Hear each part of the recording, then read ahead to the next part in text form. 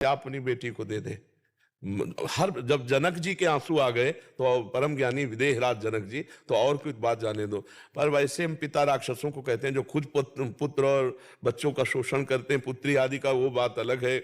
मतलब ऐसे जो हमारे सामने उदाहरण आए उनकी बात अलग है। नहीं तो ये हमारी सोच में ही नहीं था कि पिता के द्वारा भला बच्चों के साथ ऐसा कैसे हो सकता है, अपने बच्चों के साथ। अरे अपने लाडले बच्चे, पैर छुआ जाता है बेटी का, ऐसा पवित्र भाव रखा जाता है कि मेरी बेटी है, पूज्य भाव है।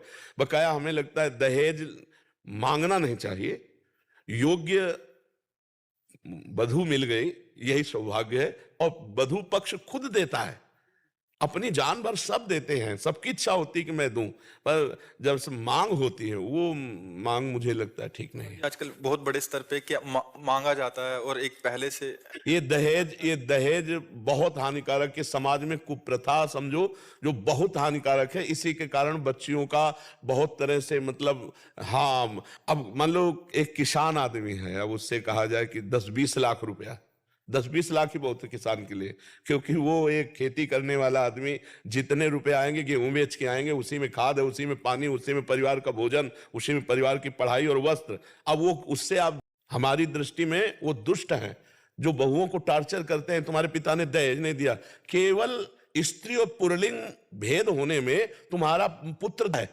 इतना कीमती है, केवल लिंग परिवर्तन ही तो है। वो भी किसी की संतान है, तुम भी किसी की संतान हो, और ये संतान परंपरा इन्हीं से चलेगी, तुमसे नहीं चलेगी, केवल तुम्हारे संग सहयोग से इनसे चलेगी। तो ये पूज्य हैं। अगर ये आ गए धर्म पूर्वक हमारे घर को संभालने, इससे बड़ी और उपलब्धि क्या है। ये जो मांगना है पैसा, ये बिल्कुल। अब बहुओं को जो टार्चर करना है कि तुम्हारे पिता कह रहे थे कार देंगे, पिता की कार से चलने के लिए उत्साहित हो, अरे कमाओ, अपने बल से खरीदो और बहू को भी बैठा के घुमाओ। है बेटे के बल से लेना चाहते हैं तो बहुत है हानि की बात। उसने बेटी दी है, वो अपना सब कुछ देने के लिए तैयार ही है, जो कुछ पुण्य पुण्य है वो देते हैं, गरीब से गरीब आदमी देते हैं। हमने देखा है गांव के, वो कर्जा लेके करते हैं, कर्जा लेकर के बर्तन भाड़े वस्तु देते हैं। अब उनसे कहो तुम कार दो, जिंदगी में साइकिल नहीं खरीद पाए, ब्याह में चल गया। हाँ, बहुत से परिवार ऐसे भी सामने आ रहे हैं हमारे जी, जो एकदम मना कर रहे हैं कि नहीं हमें आपकी बेटी मिल गई। बहुत धन्यवाद, बहुत धन्यवाद। और हम कह रहे हैं कि भगवान उनका मंगल करेंगे, ये हम कह रहे हैं। रुपए से मंगल नहीं होता। किसी गरीब की बेटी अगर स्वीकार करोगे तो जीवन भर पूरे परिवार की सेवा करेगी। पढ़ना लिखना भी चाहिए, बच्चियों को पढ़ाना लिखाना चाहिए, नहीं तो ये अत्याचार जो करते हैं ना, उनको सही उत्तर, पूरे परिवार की धज्जियां उड़ जाती है। अगर दहेज प्रथा की रिपोर्ट हो जाए और अपने शरीर में कुछ भी गलत किया गया, मारपीट की गई और रिपोर्ट हो जाए, तो पूरे सास ससुर नंद देवर सबका स्वागत होता है, बढ़िया स्वागत होता है। तो दबने की जरूरत नहीं, पर हमें अपने समाज से प्रार्थना करनी है कि हमें पवित्र बहू चाहिए। हम पवित्र कह रहे हैं, सुंदर नहीं कह रहे। सुंदर का मतलब रूप से होता है और पवित्रता का मतलब चरित्र और गुण से होता है। नहीं, अगर पवित्र बहू चाहिए तो फिर दहेज की मांग ना करो।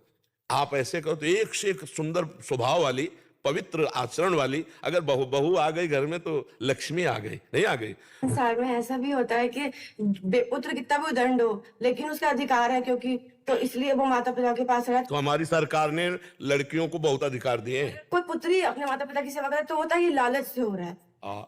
नहीं, हम ये कह रहे हैं कि अगर कोई पुत्र को बहुत, तो हमारी सरकार हमारी लड़कियों को बहुत सम्मान दिए हुए है।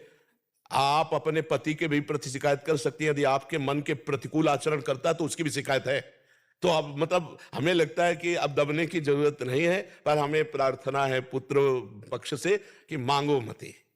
दहेज प्रथाएं बहुत लड़कियों के प्रति हानिकारक हो रही है, बहुत हानिकारक हो रही है। तो ये दहेज प्रथा तो ठीक नहीं है। जो भगवान की इच्छा से मिल जाए और पुत्री मिल जाए, कमाओ और खाओ, उसको खवाओ पियाओ और संतति प्रकट करके इस सृष्टि का जो कार्यक्रम है, भगवान की सृष्टि बढ़ती, उसमें चलो ये रुपया मांगना। बहुत से परिवार इस बात में मतलब निराश होकर के शरीर नष्ट करते हैं। जब गरीब आदमी 3-3 4-4 बिटिया और ऐसा सब और शयानी होती है तो फिर पूरे में जहर मिला के पूरा परिवार खा लेते हैं। हाँ, दहेज प्रथा। अभी एक बताया कि गांव का आदमी, उसकी बेटी का ब्याह था, 6 लाख की खेती बेची। अब कितनी होगी वहां, तो बहुत कम पैसों में अब बेचकर बेटी का ब्याह कर दिया। अब लेबरी करके बुढ़ापे में क्या कैसे जिएगा। अब उसको लगा बेटी 6 लाख। तो हमें लगता है दहेज प्रथा बहुत ही कलंक है और बहुत ही निषेध है। लड़की पक्ष स्वयं से जो दे दे वो ले ले, लड़की अपने अनुकूल देख ले। धर्म के अनुकूल लड़की देख ले बढ़िया, तो भगवान की कृपा से गृह लक्ष्मी है। चाहे जितना बढ़िया घर हो, अगर एक माता बहन